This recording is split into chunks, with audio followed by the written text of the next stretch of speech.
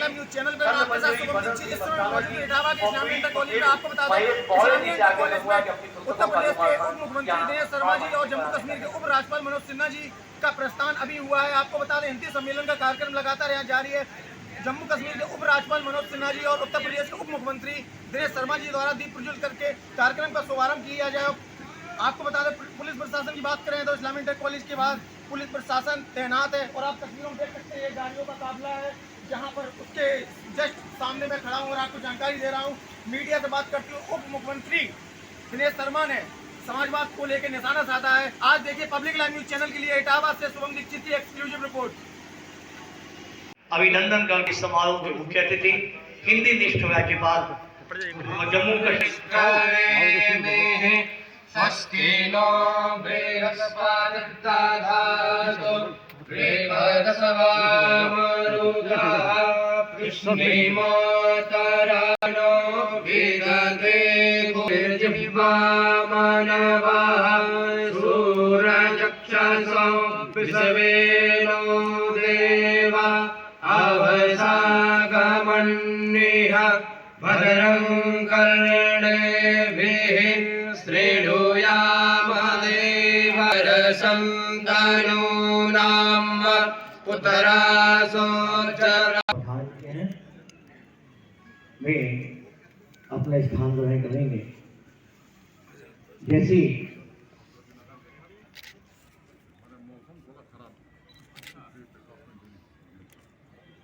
जैसी परंपरा है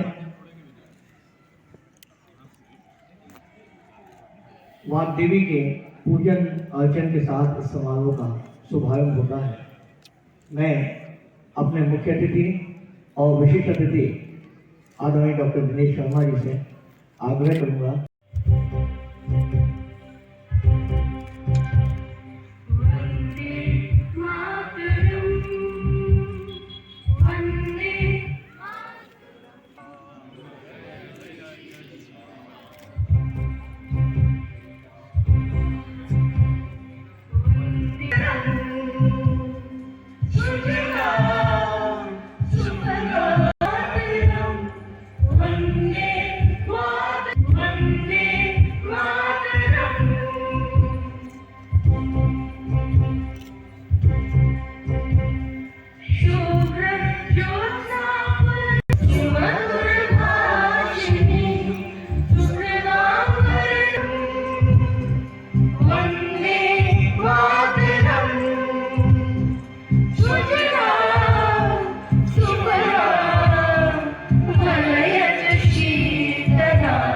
सौभाग्य आज मुझे प्राप्त हुआ।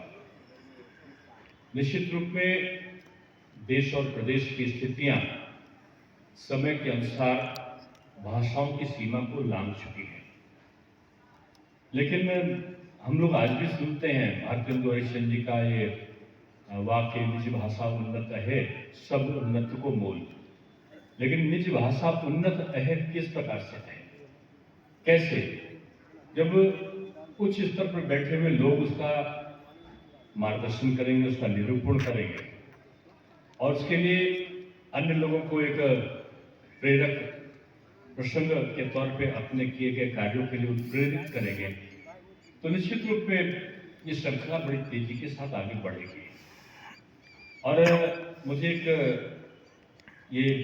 अनुभूति, एक प्रकार का सुखद आश्चर्य होता है कि हाईकोर्ट के या न्यायालय के न्यायाधीश के न्यायमूर्ति के द्वारा हजारों ने, दसियों हजार से ऊपर अपने जो निर्णय है वो हिंदी में लिखे गए हैं।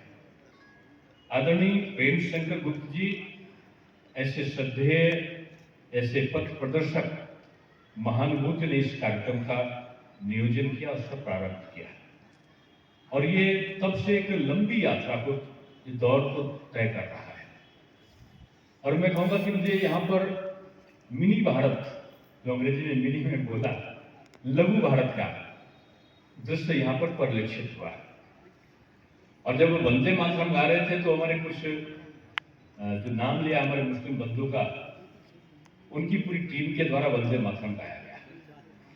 मुझे जब आमंत्रण मिला तो मैंने पूछा कि मैं कहाँ पर जाऊँगा इटावा में, तो उन्होंने कहा कि इस्लामिया इंटर कॉलेज। मैंने कहा वहाँ के प्रधानाचार्य जी से और वहाँ के प्रबंधक जी से अनुमति है, तो उन्होंने कहा कि आप विद्यालय में आकर देखेंगे तो आपको इस सारी चीज़ की शंका का समाधान अपने आप में हो जाएगा। शायद यही हमारे भारत की और उत्तर प्रदेश की परंपरा और संस्कृति है। करने का सौभाग्य आज मुझे प्राप्त हुआ।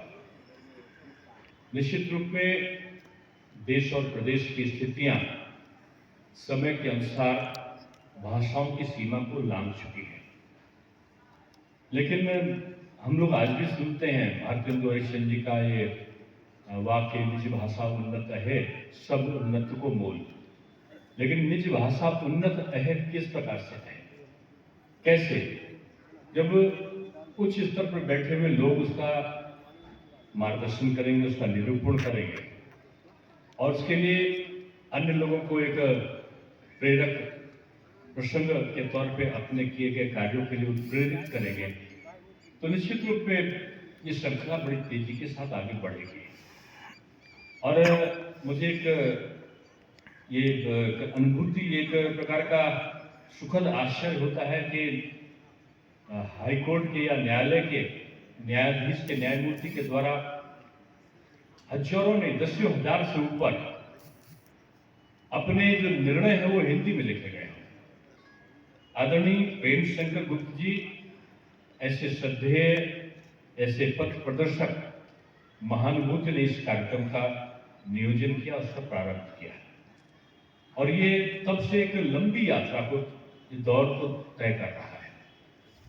और मैं कहूँगा कि मुझे यहाँ पर मिनी भारत, जो अंग्रेजी में मिनी में बोला, लघु भारत का दृश्य यहाँ पर परिलक्षित हुआ है। और जब वंदे मातरम गा रहे थे तो हमारे कुछ जो नाम लिया हमारे मुस्लिम बंधु का, उनकी पूरी टीम के द्वारा वंदे मातरम गाया गया। मुझे जब आमंत्रण मिला तो मैंने पूछा कि मैं कहाँ पर जाऊँगा इटावा में, तो उन्होंने कहा कि इस्लामिया इंटर कॉलेज। मैंने कहा वहाँ के प्रधानाचार्य जी से और वहाँ के प्रबंधक जी से अनुमति है, तो उन्होंने कहा कि आप विद्यालय में आकर देखेंगे तो आपको इस सारी चीज़ की शंका का समाधान अपने आप में हो जाएगा। शायद यही हमारे भारत की और उत्तर प्रदेश की परंपरा और संस्कृति है। कि आदरणीय श्री आदर्श गोयल जी, जिनका शताब्दी सम्मान समारोह हम लोग 94 वर्ष की अवस्था में एक ऐतिहासिक पल का जो सौभाग्य मुझे मिला है, ऐसे कविवर लाखन सिंह भदौरिया जी, सौमित्र जी, जिनको मैं बड़े आदर की दृष्टि से, जिनका सानिध्य ही हम सबको प्रसन्नता की अनुभूति कराता है, ऐसे प्रख्यात व्यंग्यकार पद्मश्री श्री अशोक चक्रवर्ती जी, यहाँ पर उपस्थित न्यायमूर्ति आदरणीय शेखर कुमार यादव जी, परम विदुषी डॉक्टर इंदु झुंझुनवाला जी, आज हमने बड़े सम्मान के साथ जिनको याद किया, ऐसे हिंदी से भी आदरणीय श्री हरपाल सिंह राणा जी और अन्य सभी आदरणीय राम लखन जी, आदरणीय श्री चंद वर्मा जी, शिव अवतार पाल जी, नवीन चतुर्वेदी जी और सभी, मैं आदरणीय न्यायमूर्ति सुधीर सक्सेना जी को भी और MLC दिनेश सिंह जी को,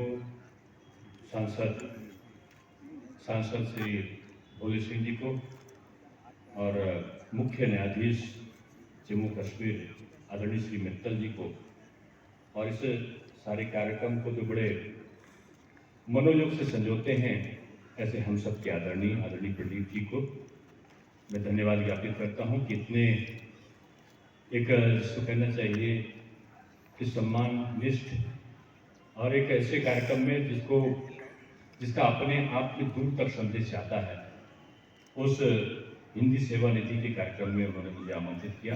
मैं आभार व्यक्त करता हूँ। ये 29वां सारस्वत समारोह है और लगभग 4 वर्षों से इसका निमंत्रण मुझे किसी न किसी के माध्यम से प्राप्त होता था। और हिंदी को सशक्त बनाने का इसने अनवरत प्रयत्न किया। सिर्फ जी दुर्गाबाई नहीं, आप सब नाम सुने होंगे तमिल के प्रख्यात कवि श्री सुब्रमण्यम भारती। अभी कुछ दिन पहले ही उनका जन्म जयंती दिन था। नेताजी सुभाष चंद्र बोस, केशव सेन, सबने साहित्य के अलावा विभिन्न क्षेत्रों में हिंदी के प्रचार प्रसार के लिए महत्वपूर्ण योगदान दिया है। सुभाष बाबू ने हिंदी और राष्ट्रीय एकता के महत्व को समझाते हुए एक बात कही थी जिसे मैं उद्धृत करना चाहूंगा। प्रांतीय ईर्ष्या द्वेष दूर करने में जितनी सहायता हिंदी प्रसार से मिलेगी उतनी दूसरी किसी चीज से नहीं मिलेगी।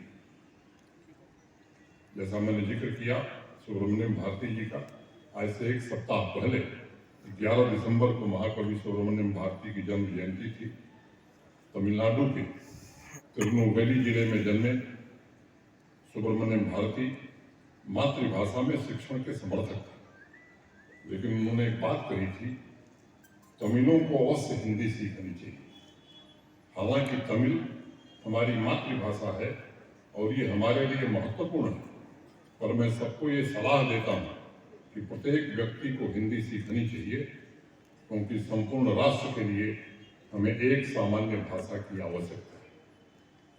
न्यायमूर्ति स्वर्गीय श्री प्रेम शंकर गुप्त ने अपने कार्यकाल के दौरान, जैसा मुझे बताया गया, 5000 से ज्यादा निर्णय हिंदी भाषा में उन्होंने लिखे।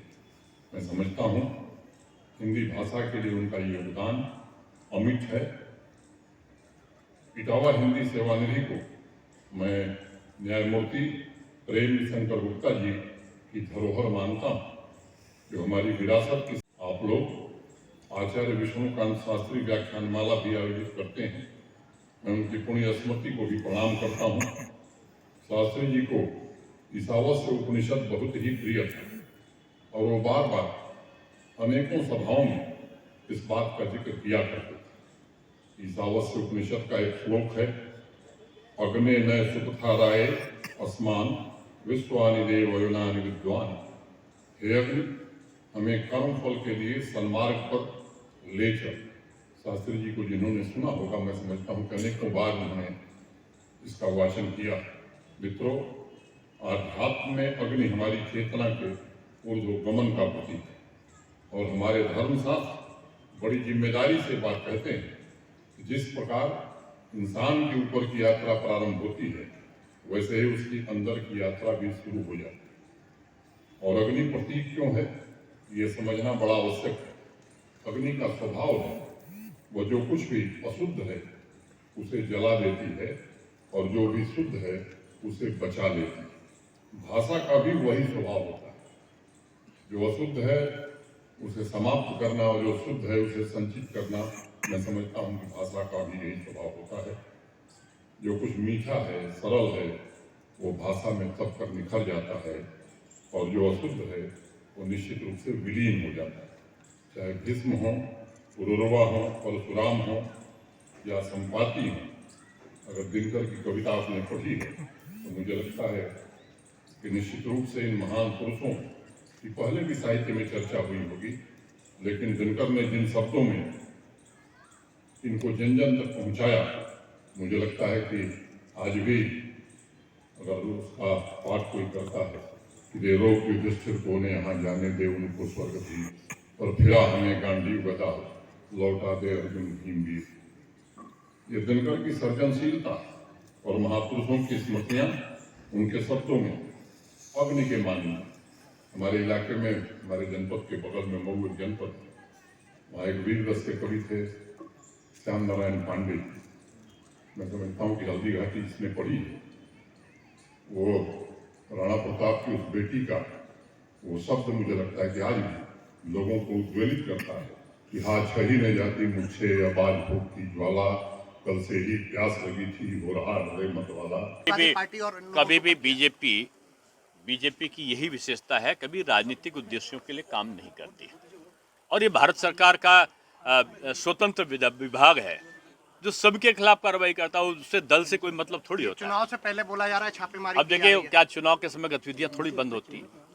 पहली बात तो मुझे भी आपने बताया है तो इसकी मुझे जानकारी हुई, लेकिन जो विभाग जो भारत सरकार के अधीन है उनके काम करने की अलग प्रावधि होती है और वो स्वतंत्र रूप में निष्पक्ष काम करते हैं। अखिलेश यादव करेंगे अब ईडी और सीबीआई के भी अब छापे पड़ेंगे हमारे करीबियों पर। देखिए, कौन सी क्या संभावना कौन व्यक्त करता है ये मेरा विषय नहीं है। मैं इतना कह सकता हूँ कि बीजेपी की सरकार किसी के प्रति ना तो प्रोजुडिस होकर काम करती है ना भविष्य में करेगी। ऐसा माना जा रहा है कि चाचा भतीजे गठबंधन के बाद ये गतिविधियां और ज्यादा देखिए, मैंने पहले कहा ना कि हम गतिविधियां किसी की हों वो हर राजनीतिक दल को अपना अधिकार है। बीजेपी अपने कार्यकर्ता और खासतौर से बूथ स्तर तक के कार्यकर्ता और जो विकास के कारण जो जनता को लाभ हमने पहुंचाया, इन मुद्दों पर हम चुनाव में हैं। हम इस प्रकार के गठजोड़ नहीं करते। हमारे दो सहयोगी दल हैं, उनके साथ हम चुनाव के मैदान में हैं और जनता में हम यही चीज़ हमारा उद्देश्य है कि जाति के आधार पर नहीं, धर्म के आधार पर नहीं, क्षेत्र के आधार पर नहीं, संप्रदाय के आधार पर नहीं, हमारा मुद्दा केवल और केवल विकासवाद है। और विकासवाद के आधार पर हम चुनाव मैदान में पहले भी थे और आज भी हम विकासवाद के आधार पर चुनाव लड़ेंगे। 21 साल लड़कियों की शादी की उम्र बढ़ाई गई है और सपा के सांसद शफीकुर रहमान बर्क ने कहा है कि इससे तो आवारगी बढ़ेगी लड़कियों की। उनके बयानों को कोई गंभीरता से लेता है क्या? उनके बयान हमेशा लीक से हटकर होते हैं और ऐसे लोग जो समाज का हित चिंतन करने के बजाय संकीर्ण दायरों में गुजरते हैं, उनका समाज में कोई स्थान थोड़ी होता है। समाज के हित में जो हो वो करना चाहिए और बीजेपी ने यही काम किया है। बीजेपी ने कहा कि मुस्लिम बहनों के लिए हमें समान न्याय का अधिकार चाहिए, तो हमने तलाक का प्रकरण को कानूनी बंदिश ला के उसको रोका। हमने कहा धारा 370 हटाएंगे, तो हमने उसको रोका। हमने कहा था श्री राम जन्मभूमि मंदिर के निर्माण में जो बाधाएं होंगी उनको हम दूर करेंगे, हमने किया। हमने कहा था बाबा काशी विश्वनाथ बाबा के उसका हम जीर्णोद्धार कराएंगे, किया। हम जो कहते हैं वो करते हैं और जो लोग दूसरे हैं वो सपना देखते हैं और सपना देखने के बाद कहते हैं कि वो तो मैंने सोचा था। कुछ राजनीतिक दल के लोग हैं वो केवल सपने 15 साल 20 साल देखते रहे। केंद्र में भी डबल इंजन की नहीं, ट्रिपल इंजन की सरकार थी। सपा और बसपा कांग्रेस की यूपीए सरकार को मदद दे रहे थे, समर्थन दे रहे, दूसरी समर्थन में चल रही थी। यानी कांग्रेस, सपा, बसपा